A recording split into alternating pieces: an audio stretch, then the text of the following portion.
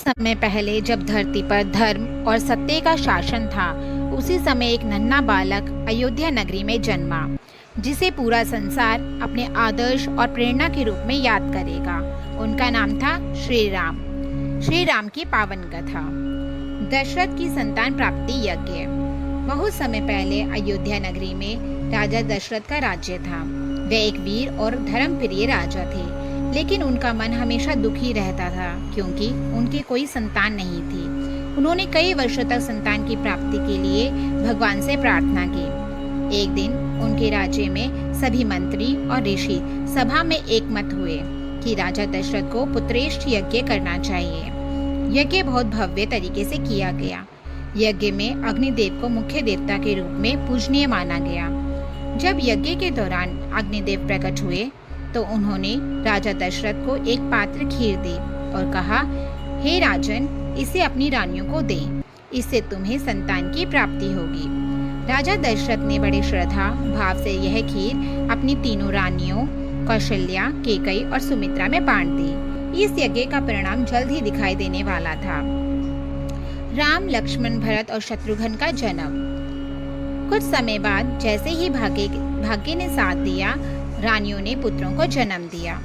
कौशल्या से जन्मे राम, जो तेजस्वी और वीर और धर्मप्रिय थे। केकई से जन्मे भरत, जो आदर्श और विनम्र थे। सुमित्रा से जन्मे लक्ष्मण और शत्रुघ्न, जो अपने बड़े भाइयों के जैसे समर्पित और साहसी थे। चारों राजकुमारों का जन्म अयोध्या नगरी में अपार आनंद और उत्सव लेकर आया। नगरवासियों ने मिठाइयाँ बांटी, ढोल धमाके और दीप जलाकर खुशी मनाई। राम, लक्ष्मण, भरत और शत्रुघ्न के बचपन की हर घटना एक नई शिक्षा देती थी। विश्वामित्र के साथ जंगल यात्रा। राम और लक्ष्मण बड़े होकर वीर और गुणी हो गए। एक दिन विश्वामित्र ऋषि अयोध्या आए और उन्होंने राजा दशरथ से कहा, हे राजन, मुझे जंगल में शांति और धर्म की रक्षा के लिए आपके पुत्र राम की आवश्यकता है। राजा दशरथ पहले तो चिंतित हुए, लेकिन राम और लक्ष्मण की वीरता और धर्मप्रियता को देखते हुए उन्हें अनुमति दे दी। राम और लक्ष्मण अपने गुरु विश्वामित्र के साथ जंगल की यात्रा शुरू की। जंगल में कई कठिनाइयां और राक्षस उन्हें रोकने की कोशिश करते थे, लेकिन राम और लक्ष्मण हर संकट का सामना साहस और बुद्धिमानी से करते। ताड़का वध और राक्षसों से ऋषियों की रक्षा। जंगल में उन्होंने देखा कि ताड़का नामक राक्षसी और उसके साथी ऋषियों पर हमला कर रहे हैं। यह राक्षसी अत्यंत शक्तिशाली और भयंकर थी। उसने ऋषियों की सेवाओं में बाधा डालने की कोशिश की। राम ने अपने धनुष और बाण से ताड़का का वध किया।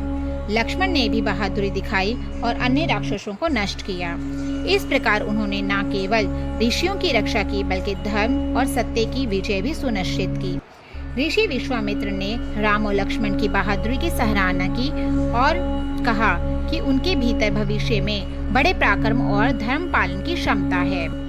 जनकपुरी आगमन और शिव धनुष भंग। एक समय की बात है, जनकपुरी में राजा जनक अपनी पुत्री सीता के लिए एक कठिन स्वयंवर का आयोजन किया। यह स्वयंवर इतना कठिन था कि कोई भी युवक शिव धनुष को उठाकर तोड़ने में सक्षम नहीं था। विश्वामित्र ने राम और लक्ष्मण को इस स्वयंवर की जानकारी दी और उन्हें वहां जाने का निर्देश दिया। राम ने अपने महान साहस और शक्ति से शिव धनुष को उठाया और तोड़ा। सभी उपस्थित लोग अचंभित रह गए। राम की वीरता और गुणों ने जनकपुरी को मंत्रमुग्ध कर दिया। सीता राम विवाह। शिव धनुष भंग करने के बाद राजा जनक ने गर्व और हर्ष के साथ राम को अपनी पुत्री सीता के रूप में वर दिया। इस प्रकार राम और सीता का विवाह संपन्न हुआ। अयोध्या और जनकपुरी दोनों नगरों में हर्षोल्लास का वातावरण था। राम और सीता के विवाह से यह स्पष्ट हुआ कि धर्म, वीरता और सच्चाई हमेशा सम्मान और प्रसन्नता लेकर आती है। जय श्री राम।